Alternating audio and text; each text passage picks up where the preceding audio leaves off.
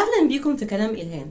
اختلاف الطباع واختلاف وجهات النظر بين أي اتنين في أي علاقة أيا كان مسمى العلاقة دي شيء وارد جدا وطبيعي. اللي مش طبيعي إن هما الاتنين يبقوا نسخة واحدة من بعض، يعني الطبيعي إن هما يختلفوا مع بعض على أي شيء وفي أي شيء. لكن في غلطة بيعملها كتير جدا من الناس اللي بيكونوا موجودين في علاقة مع بعض أيا كانت العلاقة، بقى صداقة، جواز، خطوبة، أيا كانت.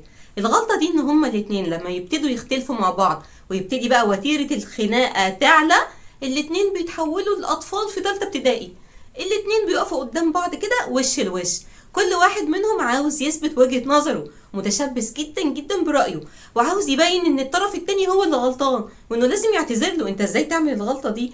لازم تقولي ان انت اسف. يعني فعليا بيبقوا اطفال في تالتة ابتدائي. شفتوا لما اطفال بيتخانقوا مع بعض الدنيا بتبقى عاملة ازاي؟ يعني ممكن يمسكوا في شعر بعض اساسا. يعني كل واحد منهم بيبقى عاوز يثبت ان التاني غلط، وكل واحد منهم عنده احساس جامد جدا إن انت ازاي ما تلبيش احتياجاتي، ما تكونش عارف انا عاوز ايه، ما تكونش فاهم ايه الظروف اللي انا بمر بيها دلوقتي وبتقدر تقف جنبي وتساندني. وبالفعل الطرف التاني مبيبقاش فاهم. كل واحد ساعة الخناقة بيبقى عقله مقفول تماما، لا عاوز يسمع ولا عاوز يشوف.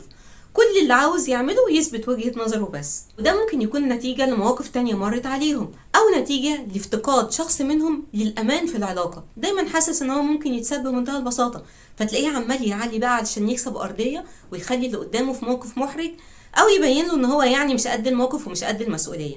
الحل الوحيد للموقف ده حاجة من الاتنين: إن في شخص منهم يكون قلبه على التاني أكتر شوية ويبتدي يلبي له احتياجاته ويشوف هو عاوز إيه بالظبط ويعمله له، او ان شخص منهم يرجع لورا خطوه بقى كده، وبدل ما هو كان واقف في المربع بتاع الاطفال اللي في ثالثه ابتدائي دول، يبتدي يقف في المربع بتاع الناضجين الكبار، ويبتدي يقول للتاني معلش ثانيه واحده بقى، احنا دلوقتي كل واحد فينا يروح في مكان ويهدى شويه كده ويفكر في الموضوع ونرجع نتعامل تاني مع بعض. والاتنين ينسحبوا وكل واحد يبقى في مكان، سواء بقى متجوزين او مخطوبين او اتنين صحاب حتى، كل واحد يروح بيته بقى او اي حاجه، ويبتدوا يفكروا في الموضوع ويعقلوا كده شويه، ويرجعوا تاني يوم يتكلموا في الموضوع ويهدوا الدنيا، وكل واحد يوضح وجهة نظره بعد ما تكون وتيرة الخناقة هديت شوية وكل واحد منهم بقى أهدى من اليوم اللي قبله. عارفين ايه بقى المشكلة؟ المشكلة ان في ناس لا ما بتقبلش بالحل ده، بيكونوا متمسكين بمرحلة الطفولة لأقصى درجة ممكنة.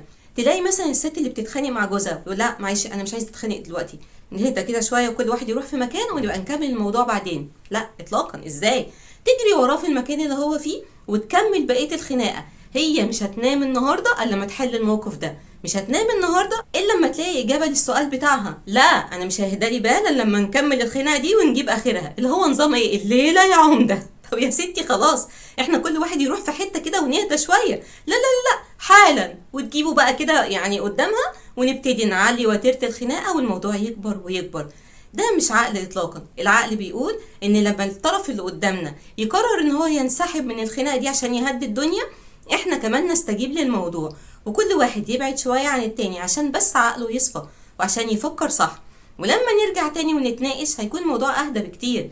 لكن الاصرار على تكملة الموضوع بالرغم من ان الطرف التاني عمال يهدي ويقول لا دلوقتي الموضوع مش هعلل قوي وبلاش نكمله دلوقتي ونستنى شوية لما نهدى، ده بيخلي الموضوع يزيد ويزيد. امال يعني حالات الطلاق اللي بتحصل فجأة دي اللي احنا بنشوفها كتير بتبقى من ايه؟ ما هو من هنا، من اصرار طرف ان هو لازم يكمل الخناقة للاخر ويجيب اخر الموضوع، مع ان دوت مش صح زي ما قلنا تماما. العقل بيبقى مطلوب جدا في الاوقات اللي زي دي، وان احنا نرجع خطوة لورا ونقف كده في مربع الناضجين الكبار اللي بيفكروا احسن من مربع الاطفال. هنا بنبتدي نحط ايدينا على المشكلة ونبتدي نلاقي اول حل ليها.